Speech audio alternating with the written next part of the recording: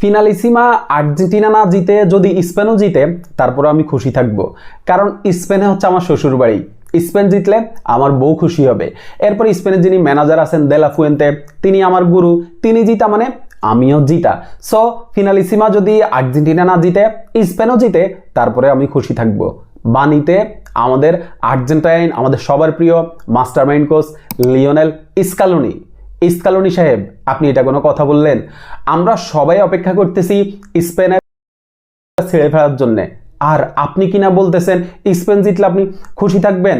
এই যে আপনি আপনার বউকে খুশি করার জন্য, আপনার সংসার বাঁচানোর জন্য আপনি বলতেছেন যে স্পেন জিতলে আপনি খুশি থাকবেন, কিন্তু আপনি কি আসলে এই যে পৃথিবীতে কোটি কোটি আর্জেন্টাইন ফ্যানরা আছে যে তাদের কথা চিন্তা করতেছেন না?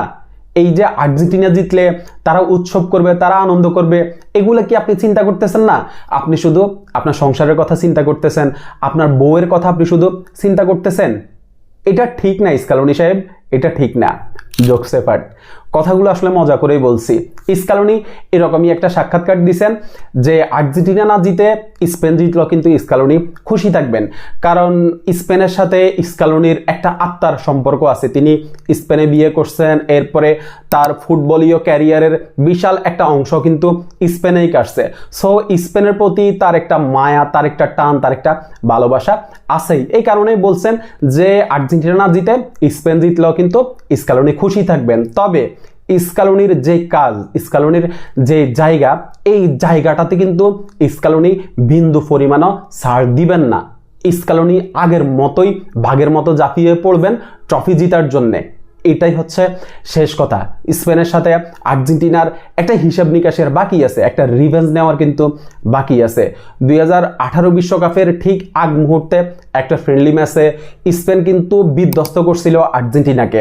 ওই ম্যাচের রেজাল্ট খুব সম্ভবত 6-1 বা 6-2 এরকম হবে। এত বড় ব্যবধানে হচ্ছে স্পেন আর্জেন্টিনাকে হারাইছিল। সো ওই ম্যাচের রিভেঞ্জটা নিতে হবে। এত বড় ব্যবধানে না জিতলেও কিন্তু স্পেনকে হারিয়ে ট্রফিটা আমাদেরকে জিততেই হবে। আর স্পেন ফিফার র্যাঙ্কিং এর নাম্বার 1 দল, বর্তমান বিশ্বের সেরা দল। বিশ্বকাপের সবচেয়ে বড় দাবিদার বলা যায় এই স্পেনকে। স্পেন বিশ্বকাপ জিতার জন্য যাবে।